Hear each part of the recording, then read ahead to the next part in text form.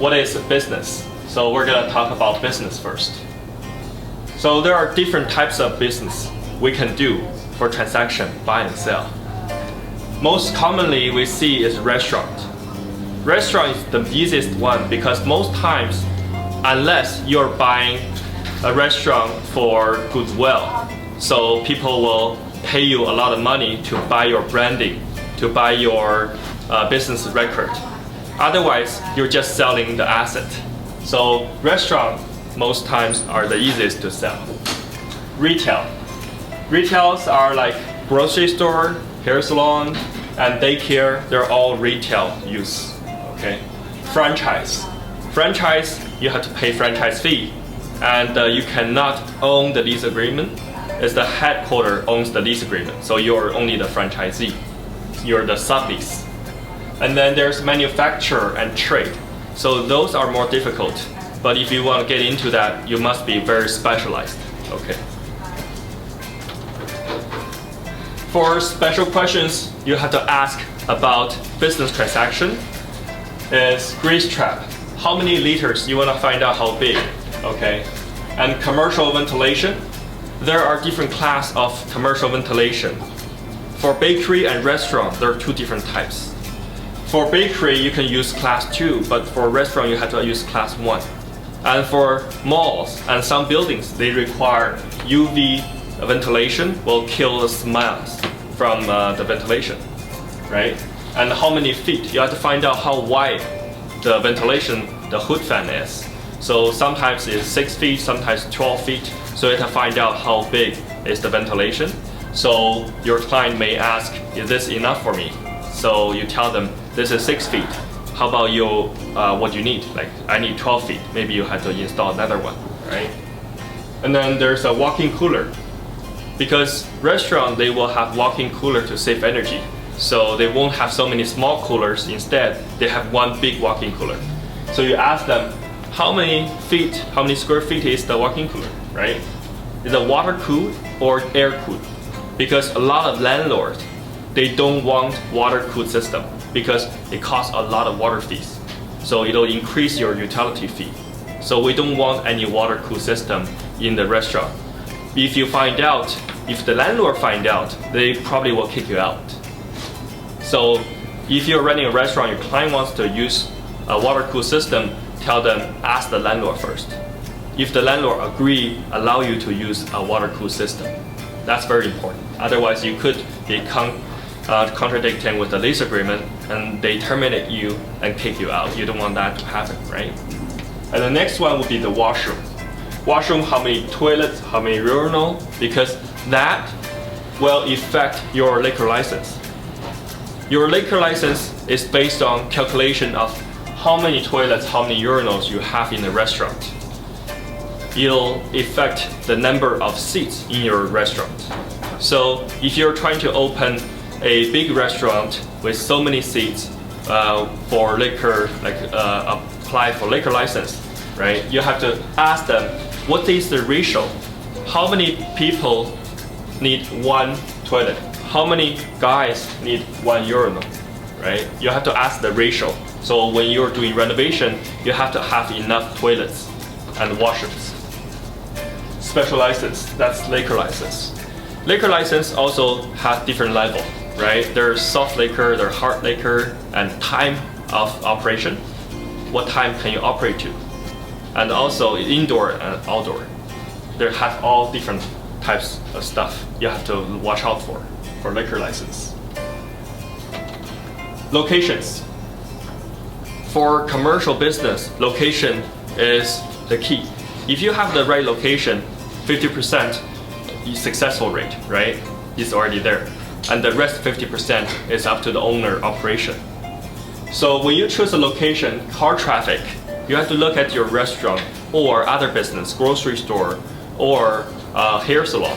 Most times hair salon doesn't need really a lot of car traffic because we call that type of business destination business. Because you know the hair salon is there, that's why you go there. It's not like grocery store or restaurant, people passing by see there's a grocery store or restaurant, they come in, right? So walking traffic. check out if your business needs walking traffic. Because for example, restaurant is both car traffic and walking traffic. For grocery store, it's also both car traffic and walking traffic. And for some other retail store, it may not be car. It could be walk only, right? So you have to look at your business type. What kind of a traffic do they want? Especially if you have both traffic, the rent will be very expensive. If you have only one type of traffic, the rent probably will be much cheaper, right? So if you compare to Robson Street, anyone can guess how much the lease is right now? Per dollar per square foot. If we compare, I'll tell you today in Richmond, our plaza here, it could be anywhere from $50 to $60 per square foot. So can you guess Robson? 100. Eric's right. It's about 200. It's anywhere from 180 to 200. If you compare here, there's no walking traffic here. It's only car traffic. But if you go to Robson, a lot of cars and a lot of walking traffic. So you have both traffic. That's why the rent there are so expensive. So if you have a client ask you to lease out their property, now you know how to compare your asking price, right? A lot of realtor, they have a website they can go to. You enter the address, they will tell you what is the traffic, how much the traffic for car traffic and also for walking traffic. So those are some of the details you have to look out for. The third one will be street exposure.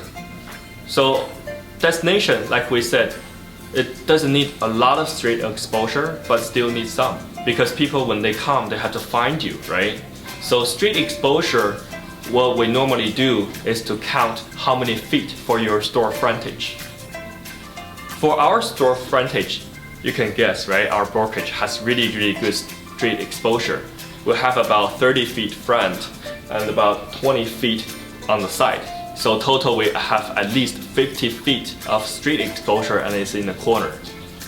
So when you choose a location, if you have a corner location, so you have more street exposure, you can have your signage on both sides of the street.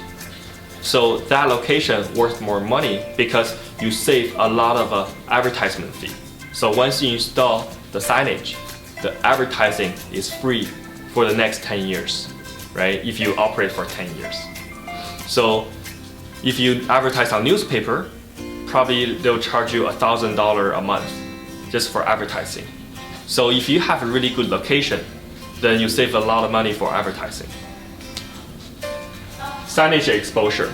It's same as street exposure. The more you have, the more signage you can install, but that's not always. You have to ask the city and landlord how big the signage you can install, right? Sometimes there's a restriction. So you have to find out from the city and the landlord how big can you install the signage for. Parking. How many parkings are reserved for your business? So if you're running a restaurant, you probably want more parking space because people are gonna drive here. But if you're beside a SkyTrain station, you may not need it because you have enough walking traffic and bus stops, right? You have people coming out from bus station and SkyTrain station to your location. So that is an offset. For example, if you're running a college, a private college or a private high school, if you're beside a SkyTrain station, then the city will have a relaxation on your parking requirement.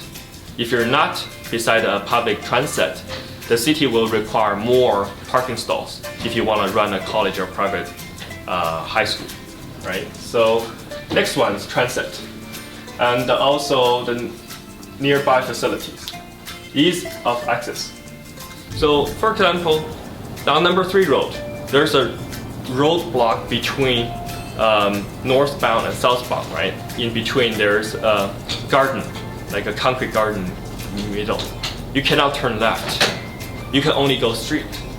So for ease of access, that's not very good because if you on either side of the street, you can only get one side of the traffic. You cannot get both sides because they cannot come in. they have to go around, come back, and go to your location. So that is not very good for traffic type of business. It's good for destination type of business because people go there, they know you are there. That's why they have to go there, right? Not like passing by. If passing by, they see you but they cannot get in, they'll go on. They'll go to the next stop where they can buy the same stuff. So when you choose location, this is very important too. So AM side and PM side. Street has AM and PM. For number 3 road, if you go to north side, I would say it's AM side because everyone's going to downtown to work in the morning, right? And then when they come back, it's the southbound. So people come back in the afternoon to going home. So we call that PM side. So a restaurant, normally it's PM side. After you go home, right, you go to dinner. And the grocery store, right, also PM side. And then in the morning, it's all the breakfast. So people going to breakfast, like McDonald's, right, sometimes in the corner. McDonald's mostly in the corner, so they can catch both AM and PM side of traffic. So depending on our business, you have to choose, are you on the AM side or the PM side? So if your client comes mostly in the morning, choose AM side. If your client comes mostly in the afternoon, then choose PM side, right? Easy for client to access your location. Permits. Whenever you do a business, permit is very important. You have to find out what is the zoning allowing for, right? The zoning is allowing for restaurant or for real estate brokerage or for dental office or for private college. So you have to find out what is used for the location. You have to get either city approval or strata approval. So both you have to get approval before you get into a contract. You have to get both approval first. Okay. So when you do approval, you have to ask a few questions. Number 1 is usage. Can I use this for this purpose? And number 2 is operation time. Sometimes they're inside a building, right? There's a common hallway. So you have to ask, when can I operate it to? To 5 p.m., to 6 p.m., to 7 p.m., you have to ask, find out. If it's on the street, then only the city has restriction. The strata doesn't. And signage. Sometimes they can install a big signage, sometimes they can install a normal signage without light, no light allowed, right? You have to find out which of the signage they're allowed. Same thing as city, but city has more to it. Building application. So it's like you have to apply to the city with drawings. You have to apply to the city with drawings to apply your business. They will find out where you put all the equipment, where you put all the walls and doors and washrooms. So they want to find out. And also coastal health. If you're running a restaurant, beverage store, like bubble tea, coastal health will come and check everything. See if everything is in order. Okay. And fire department. See if everything is fire safe. The safety is very important. So all of them will check before they issue you the business license. Licensing. So business license. How many seats for restaurant? They have a number on your business license. If your restaurant is 160 seat, then you have to put 160 seat maximum. If you go over that, then you have to apply to the city again. Liquor license, different levels. We talked about liquor license at the beginning. Indoor, outdoor, different levels, right? Those are the special license. So you have to watch out for number 1 is power. For restaurant and for industrial and for some other specialty business, they may need more power. So normally in a retail store, the power is anywhere from 200 amps. Okay.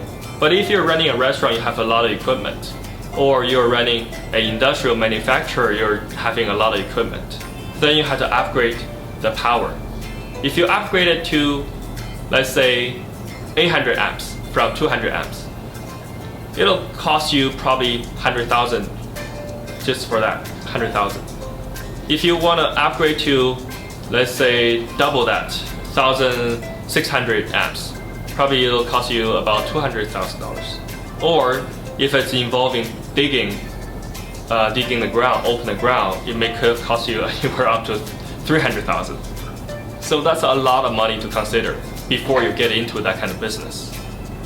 So you know your cost and you ask your client, hey, do you have enough budget to do this, right? If not, we'll have to find a property that's already been upgraded, so we don't have to spend the money. Number two, how many phase? Normally for most business, two-phase power is enough, right? For home, we use one phase. And two-phase power for commercial, and for industrial, sometimes they need three-phase power, right? You have to find out. And ceiling height. Right now we have about 10 feet in our brokerage. So this you don't feel too crowded, right? If the ceiling goes lower, you'll feel the space is smaller. So if you're running a restaurant, you probably want a higher ceiling, so it'll feel more bigger space. And for warehouse, they probably want 16 minimum, right? If they're piling stock inside a warehouse, they want higher ceiling, so they have more capacity for their inventory.